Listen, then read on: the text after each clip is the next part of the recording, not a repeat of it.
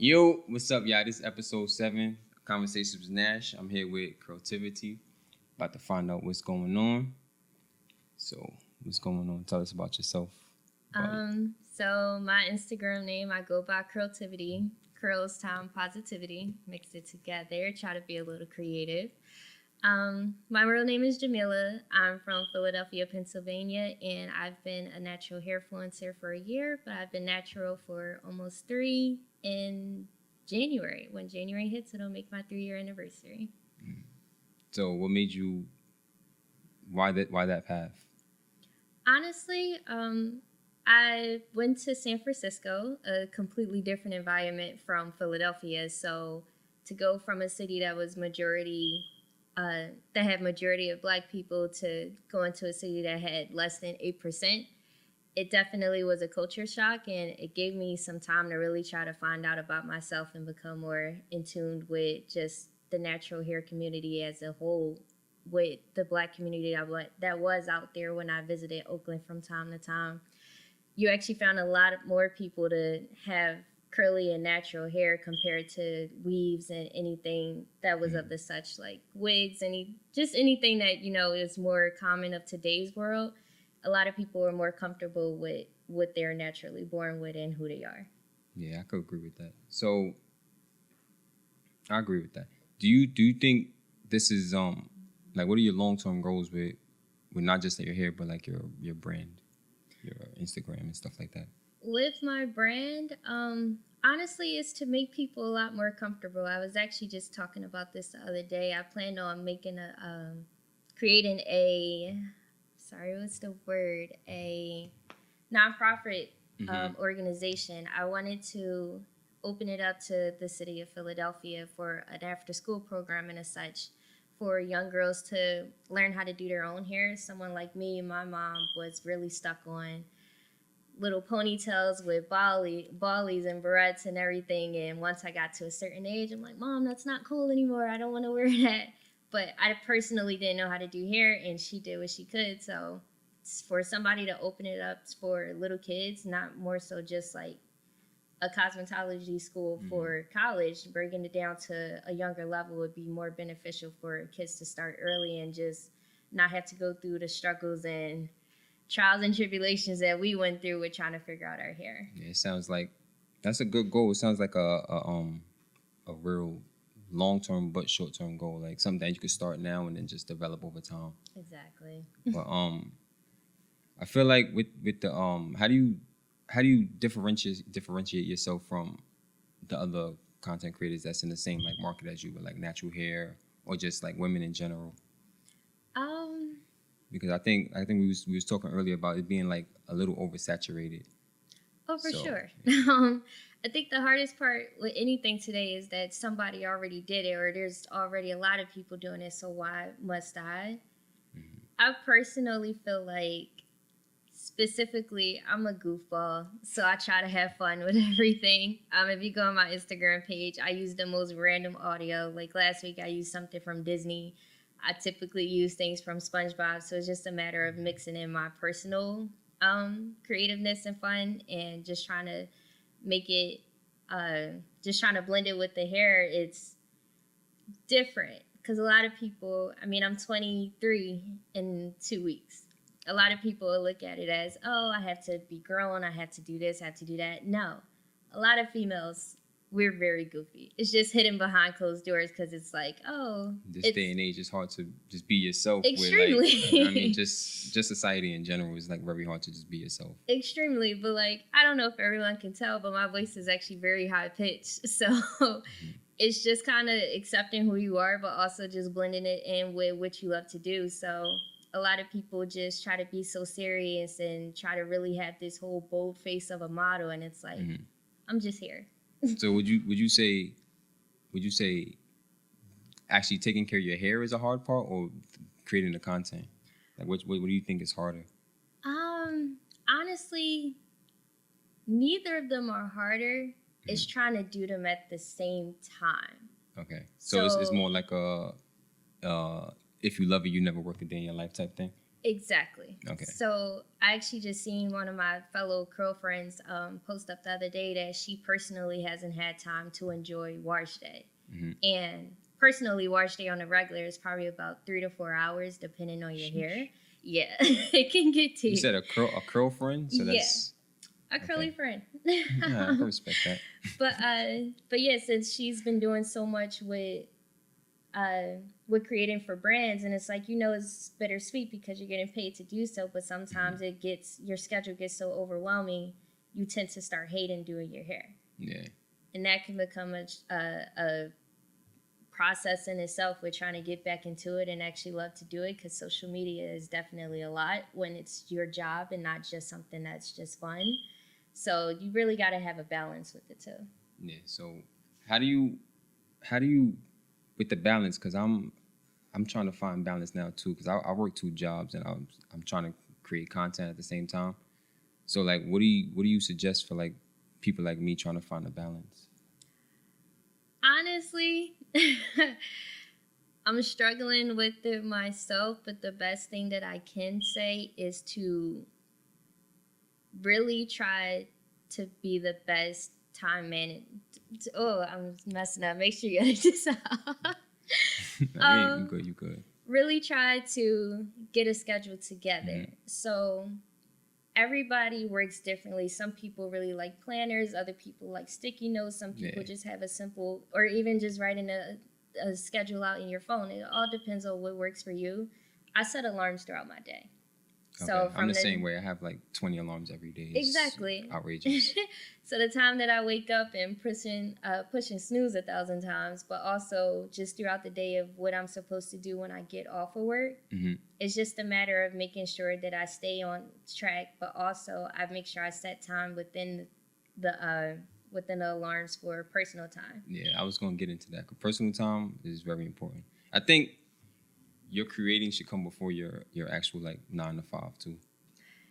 It should, but I do think it depends on people's situations. I don't have any children, thank God. Okay. Right now, I'm personally just not in a position to do so, but I know a lot of influencers who are actually, let's say, above the age of 30, but they somehow handle it very well between a husband, a full-out family, and their 9 to 5.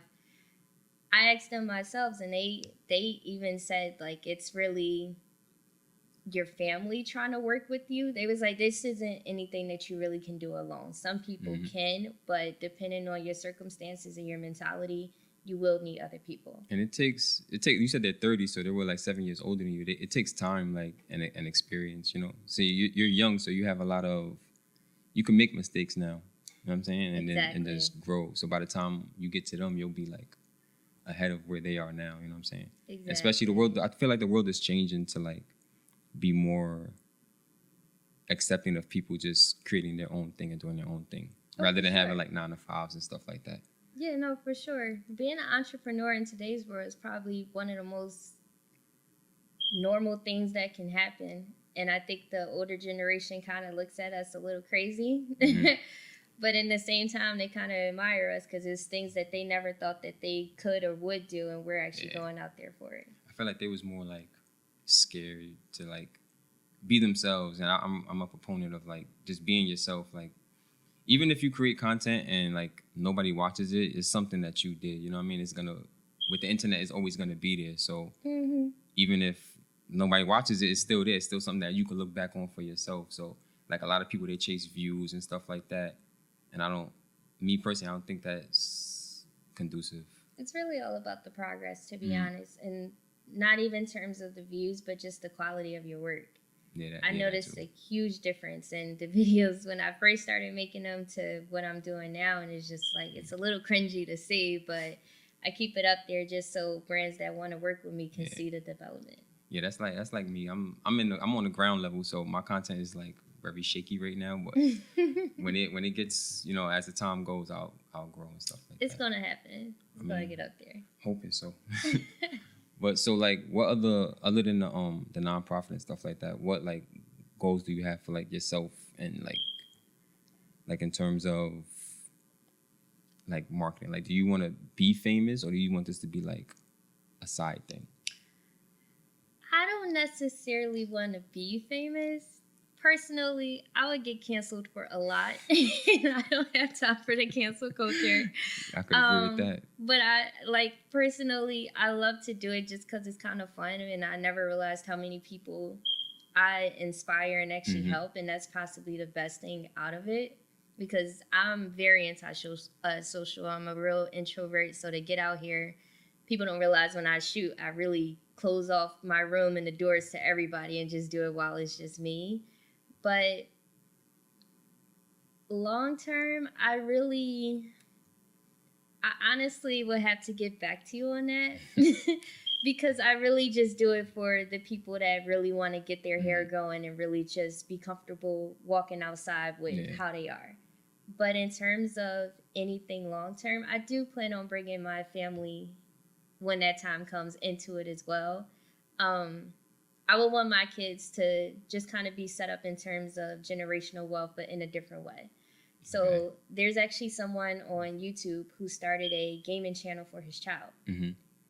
The kid is actually really good at video games. I don't know how. He's like 5 years old, but he really can play Call of Duty.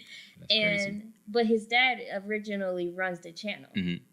So technically there is an age limit on YouTube, but since it's not directly him, it's like a family thing. It counts towards him. And the dad actually put the funds and stuff from it for his college tuition. That's the type of time I'm on. Like, I'm huge on like making sure my kids, when I have them, they're like good. You know what I mean? Like, exactly. I'm not gonna let my kids go through what I went through. Not that I went through anything bad, but just like they should start off better than I did. You know what I mean? Like they should have everything they want. Like, why make them struggle if they don't have? That's why I'm in my investing. I'm doing everything to save money for them. Like, my kids is good from now. I'm actually terrible. I just remembered why what my long-term goal is.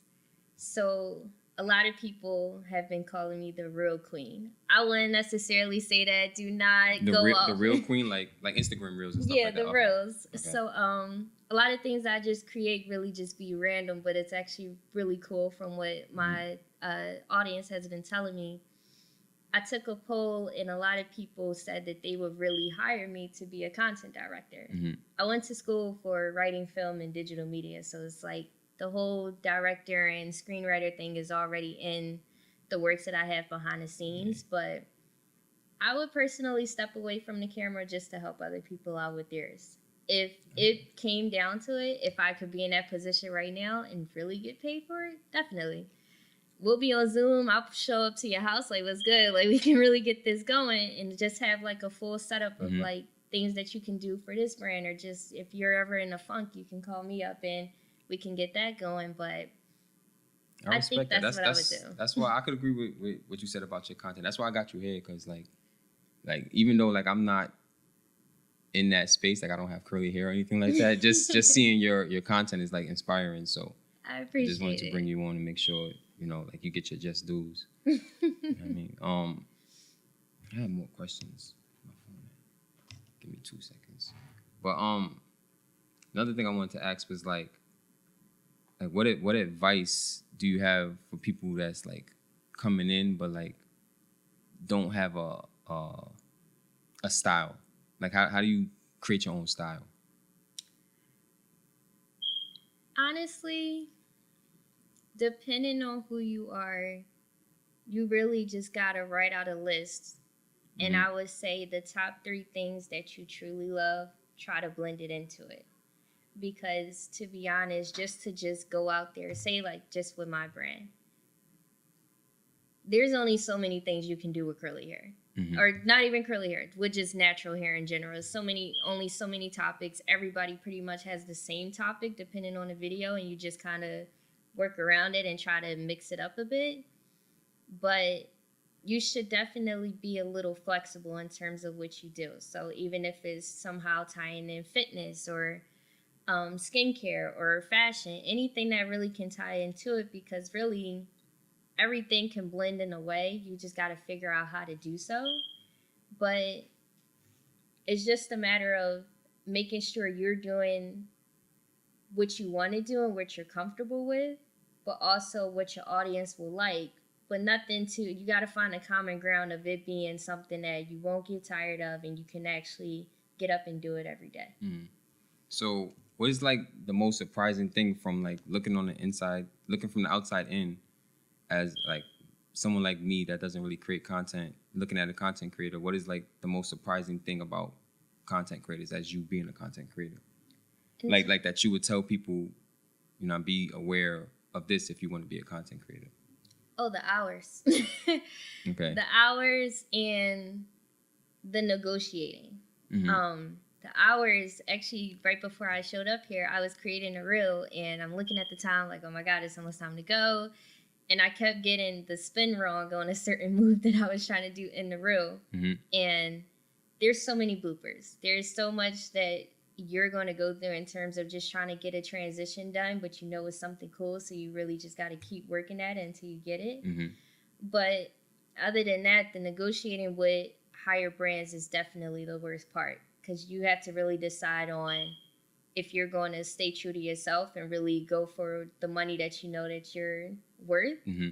or really start dialing yourself down. But then that gives the brands an opportunity to really play in your face. Yeah, true. So hypothetically, right? Mm-hmm. What if a brand that you didn't really rock with offered you a substantial amount of money? Would you take it? I have to turn it down. Don't get me wrong. I love money. I mean, who doesn't?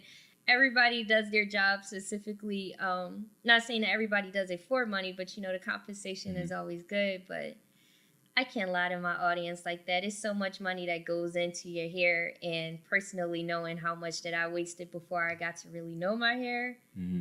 I would have appreciated if somebody told me this didn't work or that does work, or maybe you should try this or that, to just promote a brand that's not necessarily good. So with brands, like if they come to you, do you give them like a trial period with their products before you like actually agree to doing their promotions? It depends on the brand, to be honest.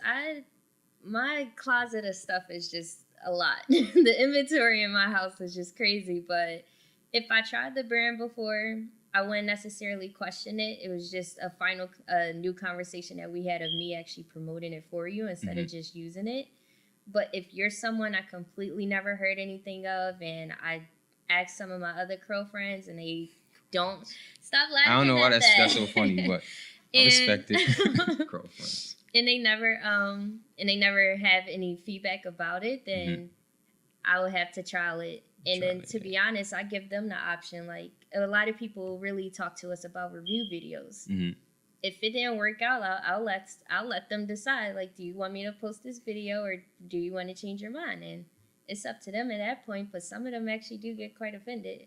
But I give you the option for me to keep this to myself or not. I feel like if you put a product out, you can't be offended if somebody doesn't like it, because everything's not for everybody. You told me to give you a review. Yeah, so now you could go back and change. You know what I mean? Be better for the one individual that doesn't like it, if that's what you want to do. Exactly. But there are some brands that really would recommend you to lie. That's mm-hmm. the crazy part. But you can't do that. It's definitely not worth it. So the opposite of that question, if there's a brand that you love and you use every day, but they didn't offer you what you thought you was worth, would you?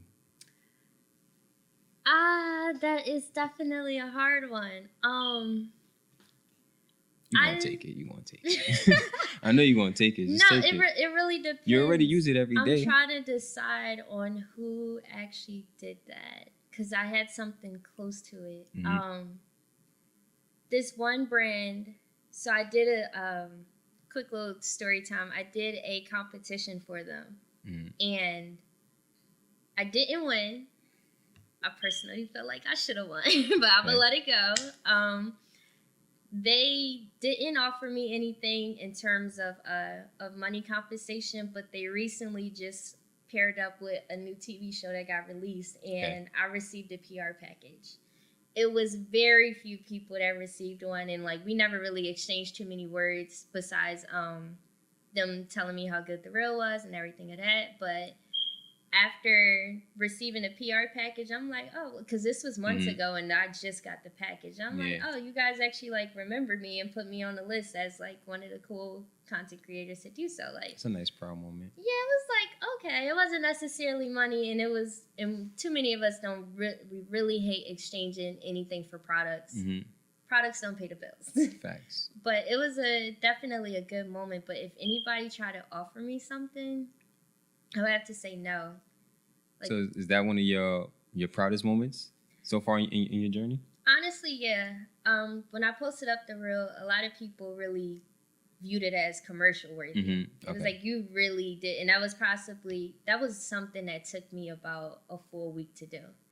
Just in terms of the planning and the songs and setting up my house. I know my downstairs neighbor was upset because I was jumping off of chairs and everything, really trying to get this going. But yeah, it was just like, once you got an idea, you really just got to run with it. I can respect that. So, what else? What else we got for me? You know what I wanted to know? Like, when you first started up, like, who did you did you have, like, people that you looked up to? You don't necessarily have to name them or anything like that, but just in general that you, like, looked up to them and just not necessarily copied their work, but, like, modeled after their work or just envied their work. Envy's a bad word. But, not necessarily envy their work.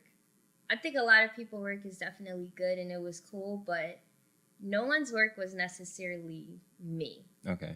Now, in terms of their hair, it's some people you're really like, oh my God, wow, like I really want my hair to look like their hair. And as you get into it, you realize how unrealistic that is just because there's so many different variables that go into it. But you definitely have your hair goals in terms of just people that really did this and like you watch their entire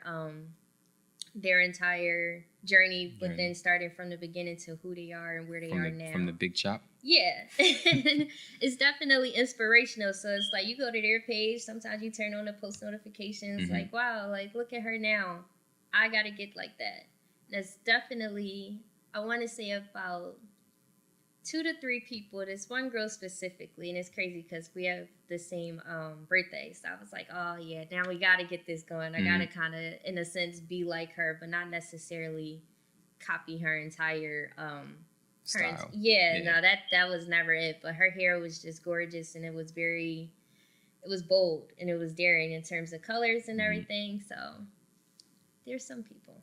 So would you go outrageous with your hair? Like if somebody for a brand, if they told you to like dye your hair or something like that, like extreme color, like rainbow or something like that? I'm big on hair dye. Okay, so that was a bad question. I've been dyeing my hair since like 13. So much damage came from it because I didn't know what I was doing. But I actually dyed my hair. It's crazy to see everyone doing these fall colors right now because I dyed my hair red and orange when I was like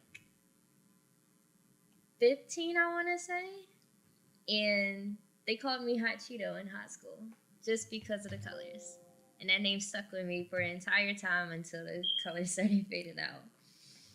Yeah, that's crazy. So,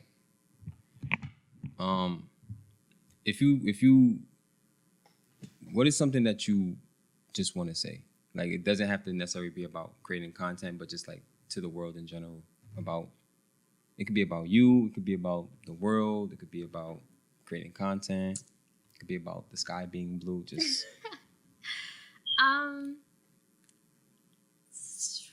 let's see.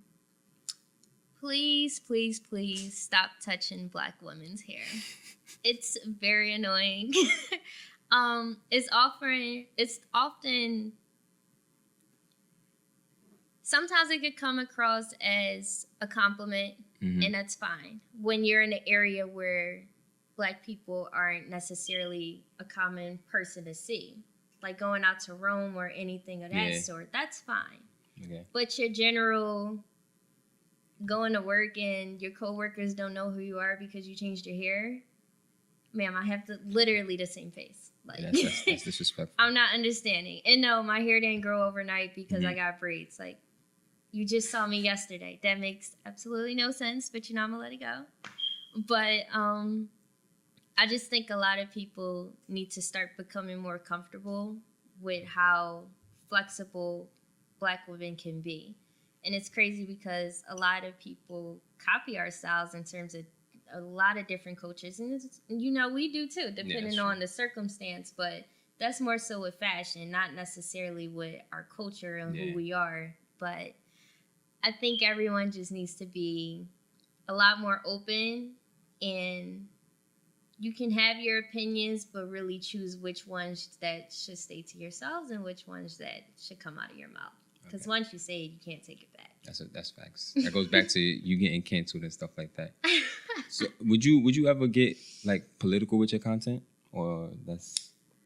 I kind of did. It was this one reel that I made that was it was for Women's History Month. And you know, Women's History Month comes right after Black History. I just kind of pointed out myths about Black women. The most annoying thing that I can say is, well, I don't even know if it's necessarily political. I guess it's social politics in a sense. The angry Black woman phrase really bothers me. Okay. A lot of us have RBFs. That's natural, but it's not just us. Everybody typically has one. It just, some reason when it comes down to us, it's just so intimidating. Stereotypes are touchy for one, because like I feel like everyone has the same tendencies of everyone. Like you can see someone bug out, like a white person bug out and a Black person bug out, and it would be more bad for the Black person or whatever. But oh, for sure. it's just so much that to unpack with that is like, it's not even worth it. It's a lot. But real politics, I don't necessarily see myself really getting into. I try to avoid anything that can be a little too controversial. And if I don't have the right amount of information on it or knowledge about it in general, I will really I'm really a type of person to just stay quiet until, I let other people talk so I can get their opinions and try to come up with my final decision on how I would act on it. But I won't necessarily influence anyone to just go out and vote for this person or to do this. You know, everybody has their own opinion. And if you want to know which conditioner to grab, then okay, sure. But anything that could be life-changing or a little detrimental to someone's image, I pretty personally would leave it alone. All right, so last question, right? So you just finished the reel, right? You just finished recording. It took you 5 hours to record. You posted it. How do you unwind? Or do you just get right back to the next project? It depends on the day. So I do recommend everybody to do batch content. It's a lot easier to just create a whole bunch in one day and then just take the next few days off, just because it gives you a lot of peace of mind to not have to think about it every single day. I actually never post a reel and then, never shoot a reel and then post it within like the next day. Okay. If anything, it'll possibly be a week. If it's for a brand, then okay, about the 1 to 2 weeks. But a lot of stuff that I posted be from like 3-4 months ago. But that's just always because I just try to stay on top of things without having to go back and forth. Unwinding though, I personally do art on the side. So I'll get off of social media because like we all know, social media can be very draining. So I'll just turn my phone on airplane mode and just go into my own world of drawing. Yeah, because you do graphic design, I know, right? Yeah, so tell me more about that. You just opened up a whole nother level of stuff. Well, I went to the Academy of Art University out in San Francisco, California. Art school is not easy. Do you prefer that over like the curly hair stuff? Is it more, or do you do like more like commissions and stuff like that? I actually don't. I really hate doing commissions. I'll do it if need be. And you know, sometimes when you just need quick money, it's like, oh sure. Okay. But I personally draw for my own little therapy session. Okay. It's just a way to calm down, you know, just play some music in the background. Especially if it's a rainy day, I'm not doing anything. If it's a rainy day and I'm actually not at work, it's a Saturday or Sunday, I'm lighting a candle, we're drawing, and everybody's staying quiet while the music plays. Do you prefer digital drawing or actual pen to paper? That is actually ironic. I used to be a painter before I got into digital art. One of my greatest friends really brought me an iPad for my birthday one year. So once nice transition. Yeah. Dope friends. Once I started learning it, because it's definitely not easy to start learning, but what really is. I've tried my hands on it, and it's a lot. Yeah, it's not for me. It's definitely a lot, but once you get the hang of it, you kind of never go back. can respect that. So, you have a page for that? Yes, I do. It's funny, Creativity is that page. My art page is actually Melanin, but it's spelled how you would spell my name, the rest of my name. So it's MEELANIN. All right, that's going to be in the description. So y'all going to have to follow, like, comment, all of that. But that was it. That's episode 7, Conversations with Nash. This was Creativity. And make sure y'all hit them likes and all of that. Yeah, so thanks for coming through. No problem. You want the last word? Me. For all of the black men out there, get a natural hair, girl. You'll never regret it. Okay. I can respect that.